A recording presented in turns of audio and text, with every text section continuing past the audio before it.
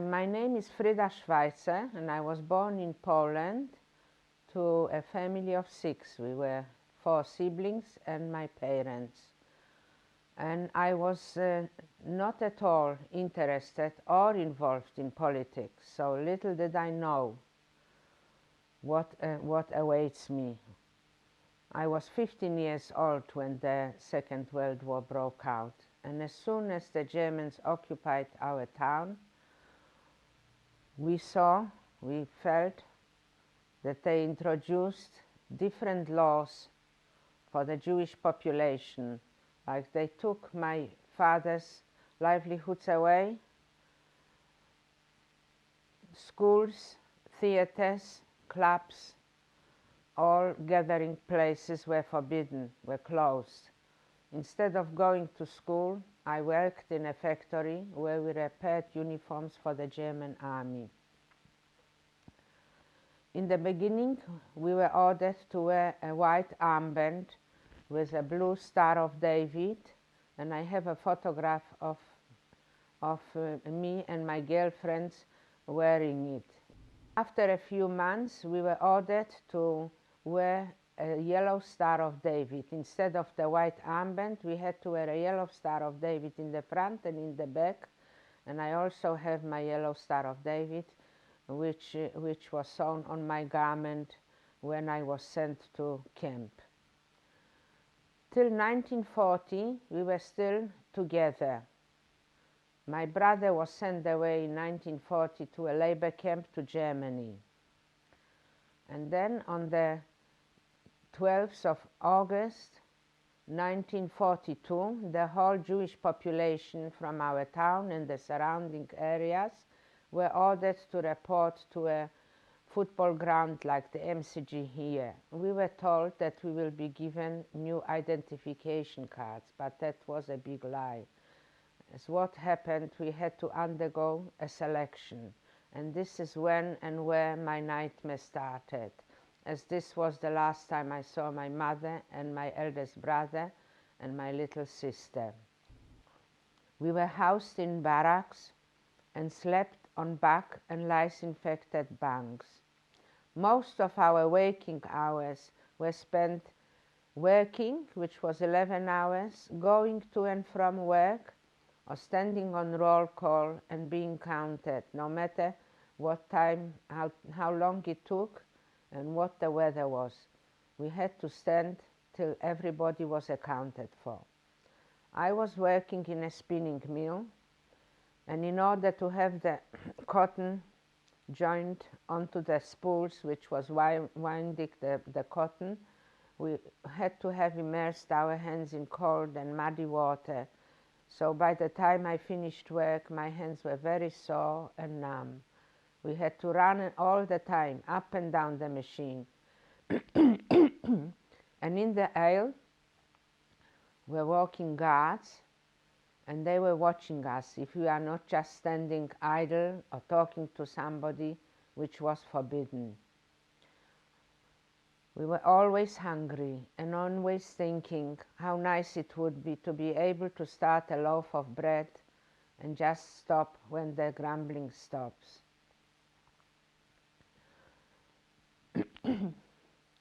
What kept me going were my dreams. I was dreaming of being at home in the warmth of my family. So when daytime came, I used to turn it upside down and used to tell myself that the dreams are the reality and the daytime is just a bad nightmare which will finish. I was always an optimist and always believed in people, in humanity. I tried to see it. I was always trying to see it the positive way. I was hoping and praying that we will survive, that somehow something will happen and we will survive the war. There was a hanging in our camp which we had to attend and stand on roll call and watch a girl who tried to escape and was immediately caught. escaping from a concentration camp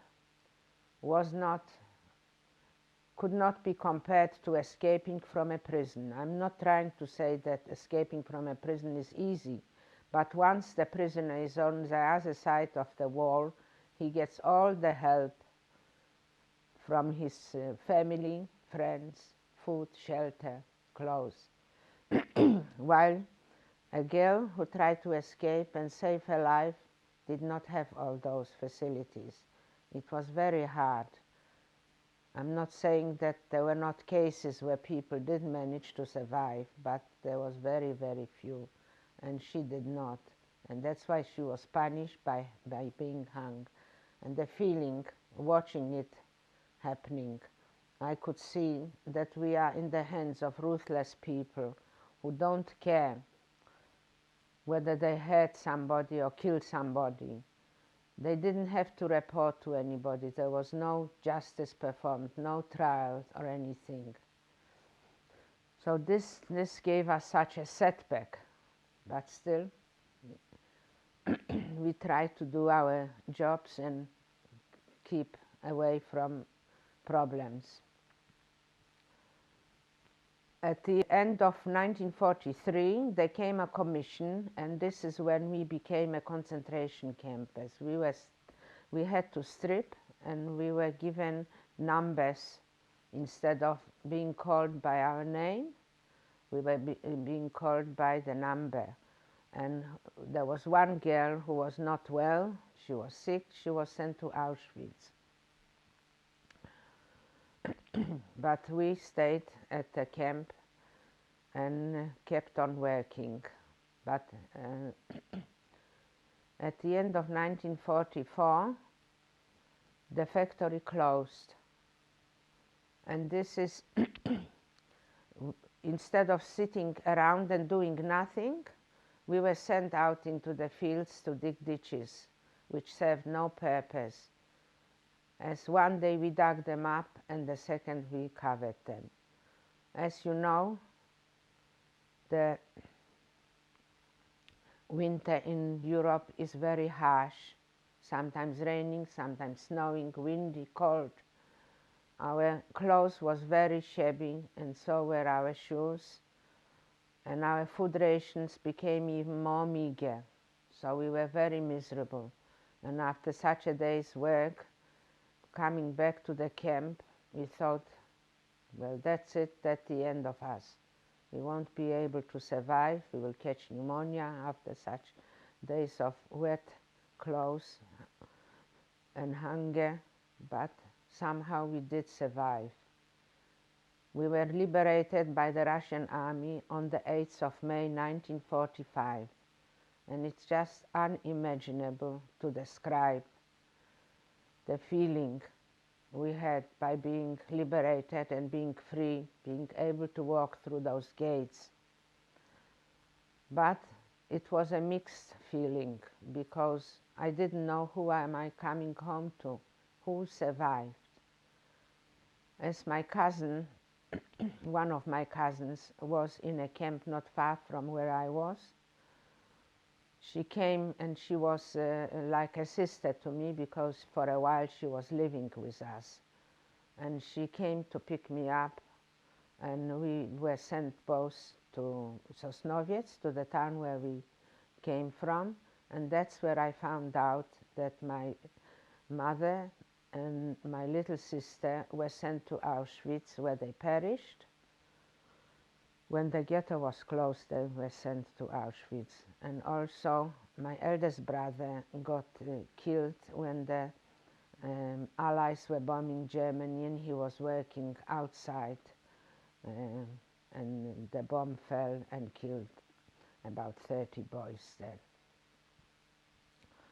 But 2 months after my arrival, I found out that my father and my middle brother survived in Bergen-Belsen, as there were lists in the towns wherever they could. The committees formed, the Jewish committee, and the people, the survivors, put their names down on the list so that we could find each other. And I found out about my father and my brother, that they are alive in Bergen-Belsen.